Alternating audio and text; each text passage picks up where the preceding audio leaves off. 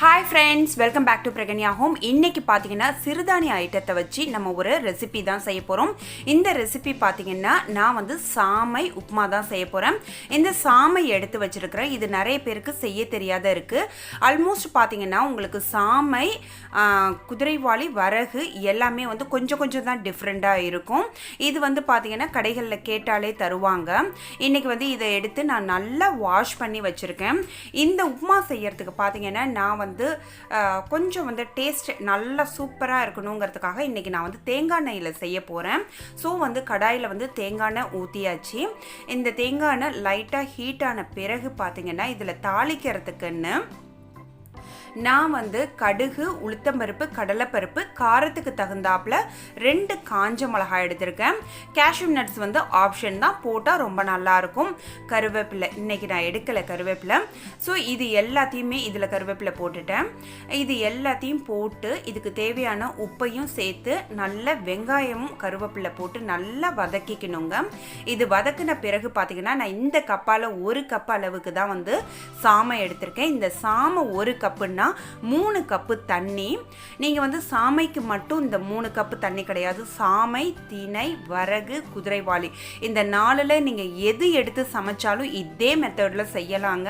உங்களுக்கு திணை மட்டும் கொஞ்சம் லைட் எல்லோ கலரில் இருக்கும். அதில் குருவிக்கு போடுறதுக்கு அது மாதிரி நீங்கள் வாங்கிடாதீங்க. சாப்பிட்ற தானியம் ஒன்றும் இருக்குது. இந்த உப்புமாவை இன்னும் டேஸ்ட் அதிகரிக்கிறதுக்காக நான் வந்து கொஞ்சோண்டு ஊற வச்ச துவரம்பருப்பு ஒரு 2 ஸ்பூன் கலந்துருக்கேன். இப்போ நல்லா கொதிக்குது பாருங்கள். இந்த ஸ்டேஜில் நீங்கள் உப்பு கம்மியாக இருந்தால் உப்பு கூட சேர்த்துக்கலாம். இப்போ வந்து இது நல்லா கொதித்த பிறகு வந்து இதில் வந்து எடுத்து வச்சிருக்கிற வாஷ் பண்ணி வச்சிருக்கிற சாமையை போட்டுடணும். நான் வந்து நாளே ஊற வச்ச ஒரு கைப்பிடி அளவுக்கு வந்து பச்சை பயிர் சேர்த்துருக்கேன். நீங்கள் வந்து இதில் வந்து வேறு மாதிரி வந்து சுண்டலுக்காக பார்த்தீங்கன்னா பட்டாணி கூட வேக வச்சு சேர்க்கலாம், கொண்டக்கடலை அது மாதிரியும் சேர்த்தாலும் இந்த உப்புமா வந்து எக்ஸலண்ட்டாக இருக்குங்க. அவ்வளோ டேஸ்ட்டாக இருக்கும். நீங்கள் கொஞ்சோண்டு சாப்பிட்டாலே வந்து உங்களுக்கு நிறைவாயிடும். இது வந்து பார்த்தீங்கன்னா டயபெட்டிக்கு, வெயிட் லாஸ் பண்ணுறவங்கெல்லாம் வந்து ரெகுலராகவே எடுத்துக்கலாம். ரெகுலராக இவ்வளோது செஞ்சு எடுத்துக்கணுமான்னு நீங்கள் கேட்பீங்க கண்டிப்பாக. பட் அதெல்லாம் தேவையே கிடையாதுங்க.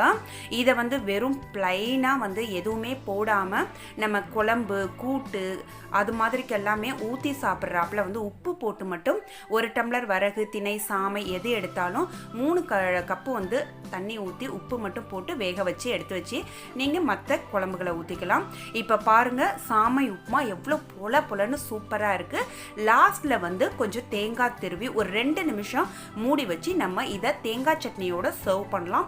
அவ்வளோ அருமையாக இருக்கும். கண்டிப்பாக இதை நீங்கள் ட்ரை பண்ணி பார்த்துட்டு கமெண்ட்டில் சொல்லுங்கள். பாருங்கள் சூப்பராக ரெடி ஆகிடுச்சு. இந்த வீடியோ உங்களுக்கு பிடிச்சிருந்ததுன்னா மறக்காமல் பிரகன்யா ஹோம்க்கு சப்ஸ்கிரைப் பண்ணி பக்கத்தில் உள்ள பெல் சிம்பிளை கிளிக் பண்ணுங்கள்.